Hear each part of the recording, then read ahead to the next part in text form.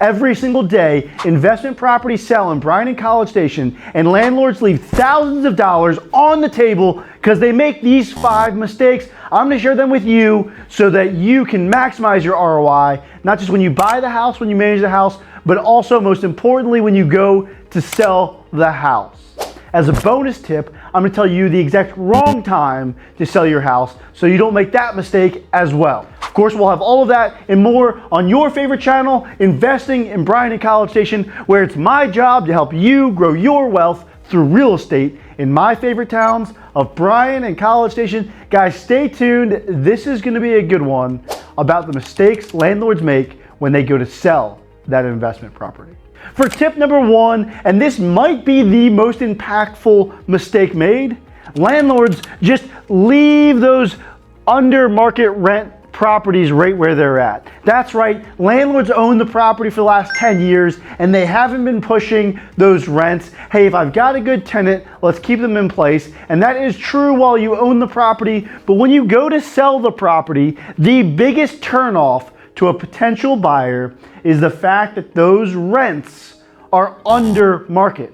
If you're getting $700 or $800 and you should be getting $1,200, then you can expect that any investor going to buy it will assume there's something wrong with the property. So if you want to lose a bunch of money on the sale of the property, just go ahead and leave those rents right where they're at, 60-70% of market value, and you will definitely lose money.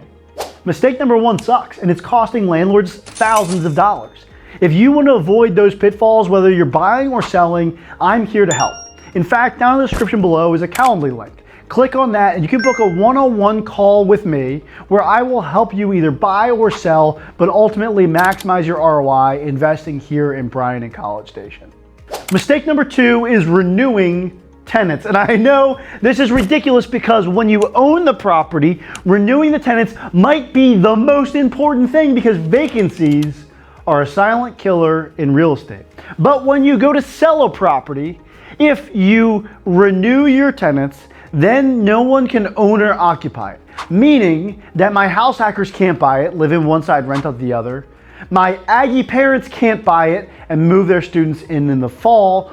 All of those buyers will look elsewhere. And of course, less buyers means less demand. Less demand means that you are going to get a lower price on that property, or it's going to sit on the market a lot longer.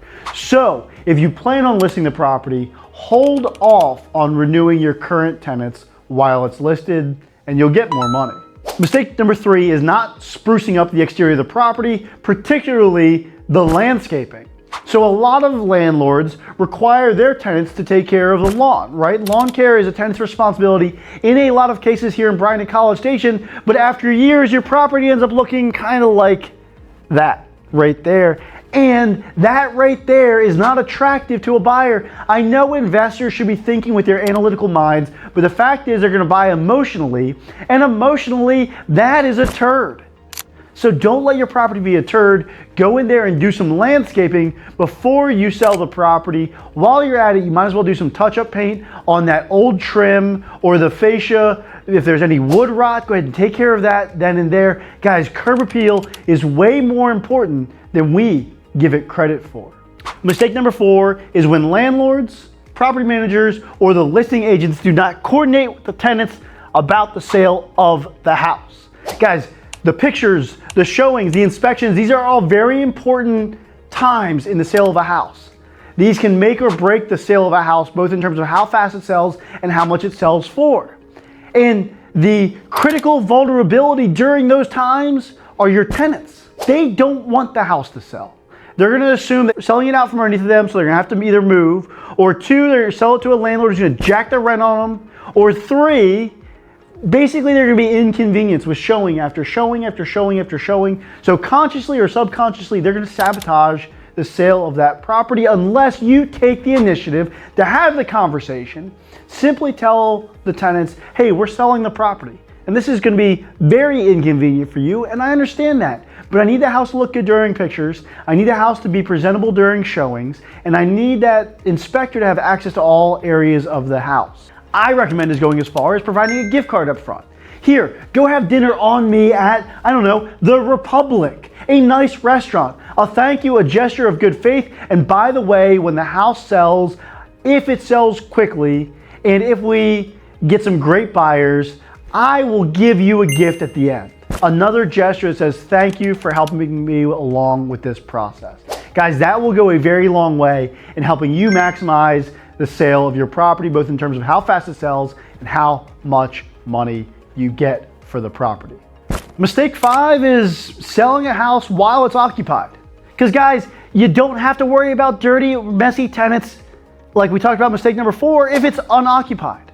And we don't have to worry about whether or not the property is renewed or not if it's unoccupied. We don't have to worry about coordinating showings if it's unoccupied. The truth is unoccupied properties sell faster and for more than occupied properties, whether they're owner occupied or tenant occupied. For example, I looked at the barracks neighborhoods here in College Station. It's a very student renter occupied neighborhood of townhomes. The numbers don't lie.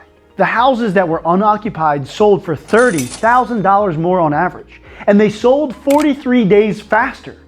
So they sold for more money and they sold way faster. So if you have the ability, and I know not everybody does, but if you have the ability to sell the house while it's vacant, I would recommend that you do so. You're likely going to sell faster and for way more money.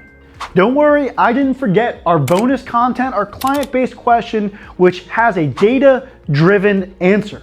The question is, when is the best time to sell a property in Bryan-College Station? So I looked back at data for the last 10 years. I looked at the average sale price per month, and what I found is this.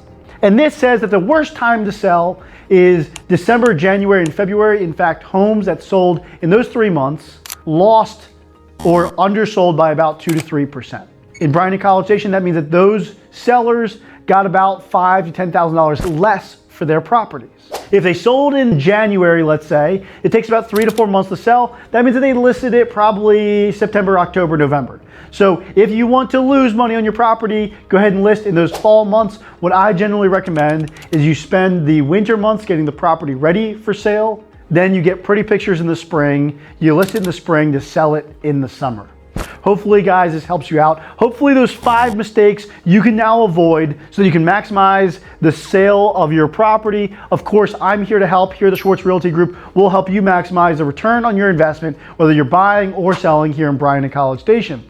If this did bring you value, of course, I'll have a new video every single week. So go ahead and hit the like and subscribe button. And until next time, you take it easy.